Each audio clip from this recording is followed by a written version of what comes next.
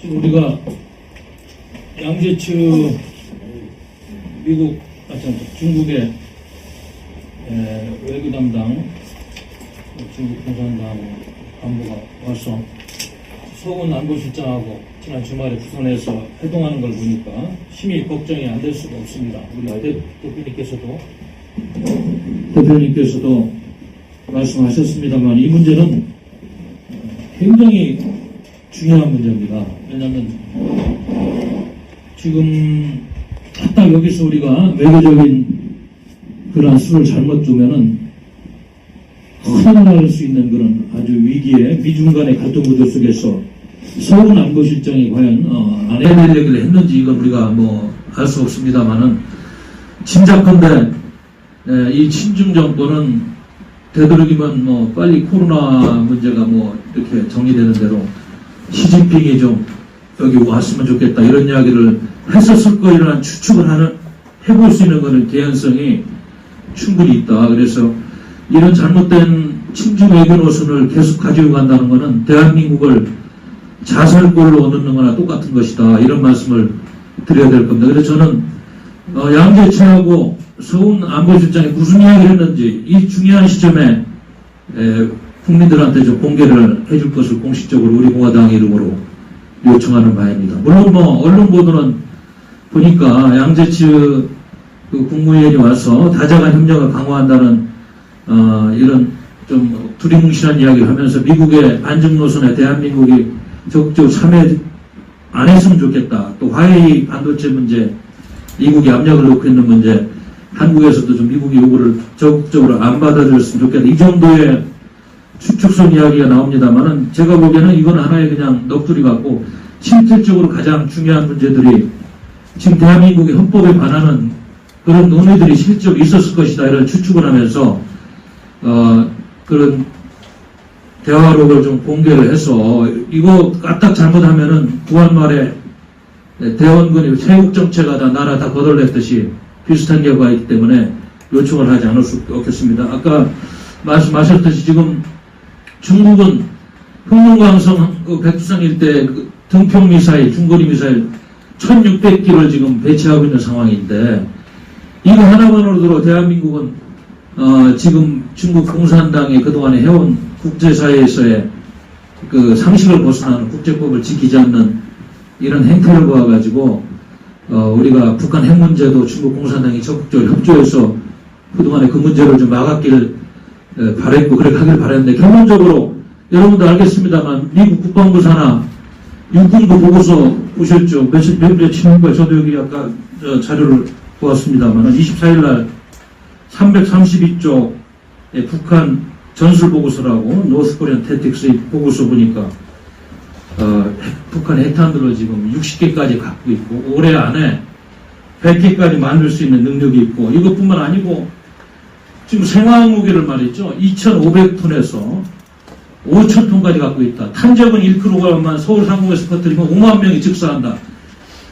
이런 엄청난 문제가 지금 대두되고 있는 상황에서 중국 공산당의 역할이 무엇인지 이 정권이 좀 제대로 알고 한미동맹에서 1mm도 이탈하는 그런 노선을 가면 안 됩니다. 큰일 납니다.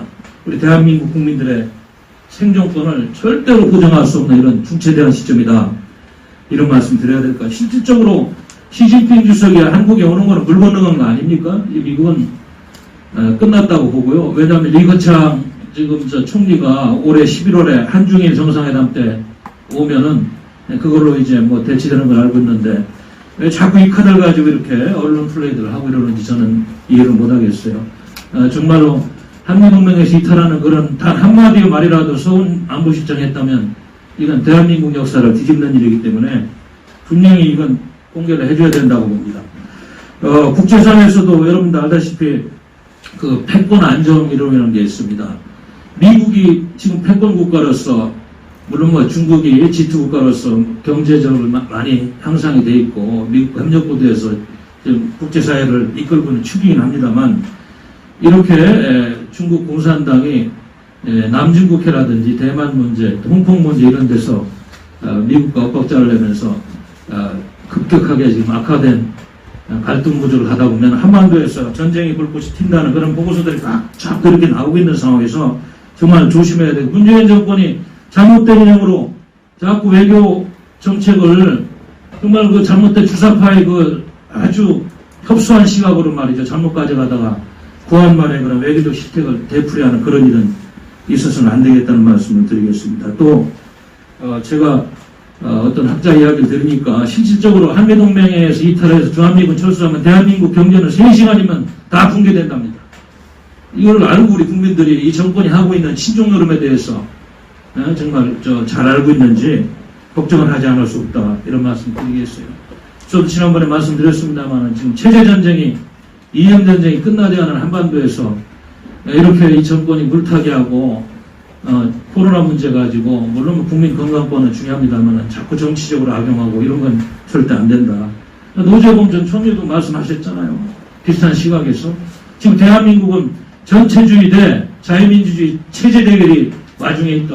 뭐 그건 정치학자들도 하는 이야기고 언어만 다릅니다만, 한반도는 이념전쟁의 와중에 있다는 그 엄연한 현실 속에서 우리 국민들이 이 정권이 하고 있는 잘못된 행태를 좀 제대로 보고 분석하는 그런 시각이 있었으면 좋겠다, 이런 말씀을 드리겠습니다.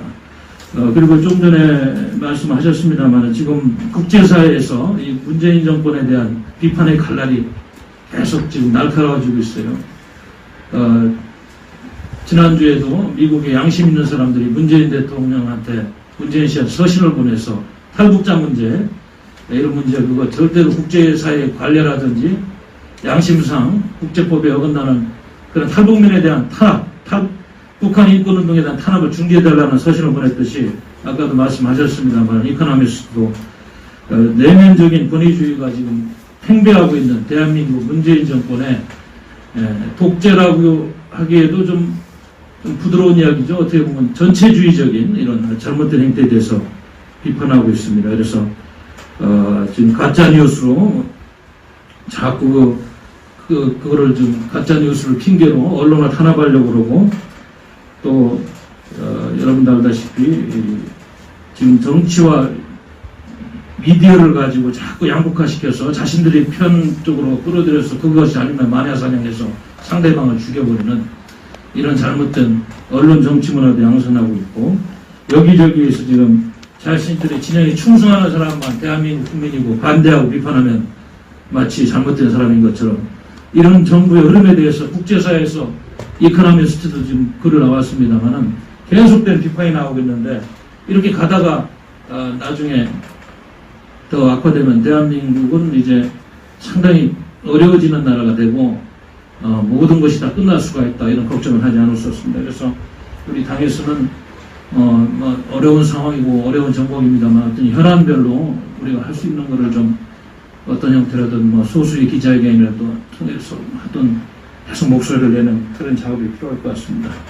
그리고 우리 김종인 미래통합당 비대위원장은 모르겠어요. 그분이 과거에 그 전두환 정권 시절에 그 독일에서 경제학 박사학위 해오고 뭐 연구교수 하다가 제가 기억하기로는 국보위를 통해 가지고 20년 출세하고 가장 보수적인 집단에서 물론 뭐 왔다 갔다 하면서 비례대표를 5번이나 한 그런 정치인으로 알고 있는데, 모르겠어요. 그분이 뭐 개인적으로 정치적인 그런 해석이라든지 역사 해석을 할 수 있는 건 자유입니다만, 이미 제가 알기로는 광주 5.18 문제는 김영삼 정부 때 신한국당, 한나라당으로 연결되는, 그 전에 자유한국당, 아니 민주자유당, 민자당, 연결선상에서 다 사과하고 또 전직 대통령 뭐 단죄도 하고 뭐 이런 과정을 통해서 어느 정도 사과가 돼서 걸러지고 있는 역사적인 사안인데, 왜 무릎을 꿇고 또 이렇게 하시는지, 그럼 뭐 전혀 그동안에 보수권에서 노력을 안 했다는 건지, 이 부분은 국민들이 헷갈리는 것 같다.